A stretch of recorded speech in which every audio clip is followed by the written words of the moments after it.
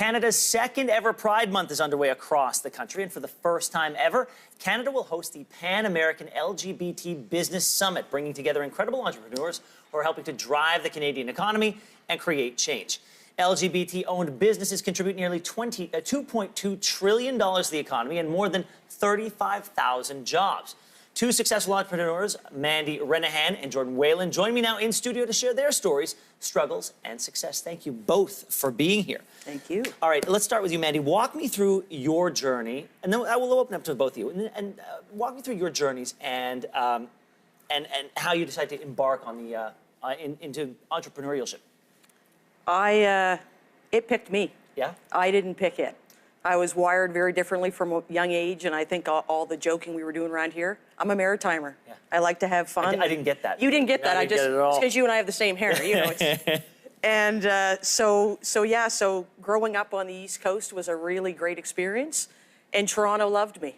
They wanted that energy, and I was in a very unconventional business, construction of all things, and I was self-taught, and it was like it was infectious.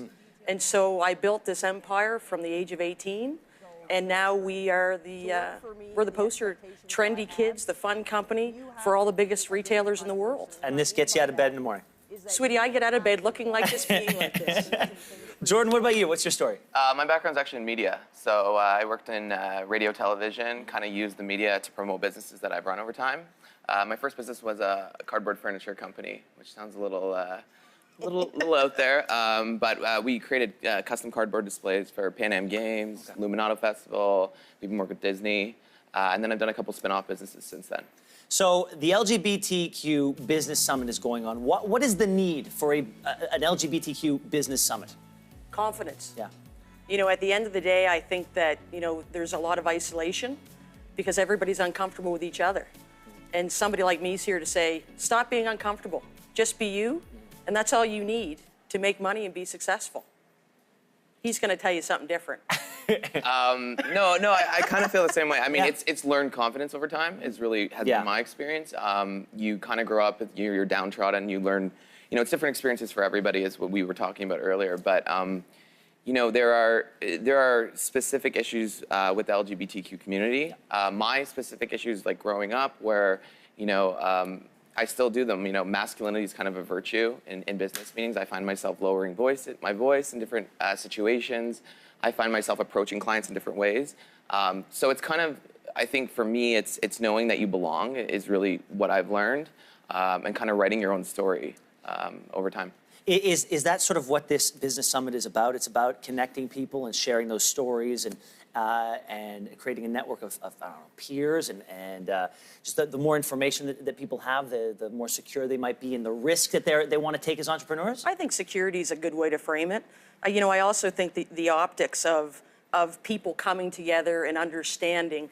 See, you keep still looking at my hair. How I know. I think it's fantastic. You can't even help yourself. See, that's helping We've made too. the same choices in life. You know, I also think that there's that security piece, you know, that we need to go back to. And I think that when people see what you've done and they're motivated by it, they're inspired by it, you know, it allows them to be who they need to be, to get out there and really share, this is who I am, and it's not about who I sleep with. It's about, you know, I have the tenacity to do this. Well, and that's it's interesting that you said that. I'm going to throw these questions out. It's interesting that you say that, because I have to think that part of this is a very good, it's educational for the people on the outside looking in. It's just as important. Absolutely. You know, we hear about it's Pride Month, but you know, Pride has typically been about the parade and the conferences and then the color and the flamboyance. This is the boardroom. This is the real deal. Yeah. You know, this is the real deal. Very similar to women being on boards. This is about diversity. And I think that, you know, this is why I'm a big part of it. Is because I look and I'm like, everything about me emulates diversity. And I think that that's what we need more of. Talk to me about some of the programming that's going on over the course of this summit. Hit it, young man. I know, I'm a technical one. So we're going to have a bunch of speakers from all over, different walks of life, age range, demographics, businesses. And then we're going to be introducing our LGBTQ mentorship program. which is our founding partner right here. And that's kind of ties into a lot of what we say about relatability. There's that line, you can't be what you can't see. So for us, it's nice to be around someone who's kind of walked the walk, and that's what the whole thing's about. So there's a specific framework we're going to roll out for that. And yeah, anything you'd like to add, Mandy? I just think you're amazing. Maybe we should go in business together. Okay. So what about those people who are about to go into business? Because the numbers are staggering. Over 140,000 businesses that are LGBT owned or operated, driving the economy, creating jobs and creating change. What advice would you have to those on the outside who are trying to become a member of that 140,000 group strong? Prepare yourself. Yeah. It's a long, painful road, but it's worth it. I mean, look at the personality. Look at this. It's unbelievable. Can't buy this. You can't buy this. So I would just say that all the pain and the hard road builds the character, and it truly is something that gives you something to be proud of. So I look at them and I say, and Canada needs that. Yeah. We need that innovation. We need that personality to be brought to the forefront. We don't need any more government workers. This is what we need. Yeah. And I think self-esteem is really for us specifically.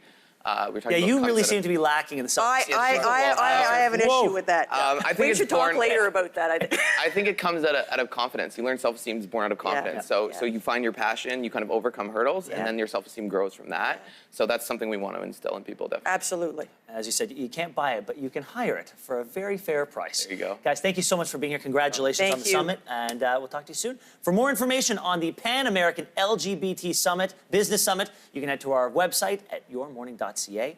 We'll be right back.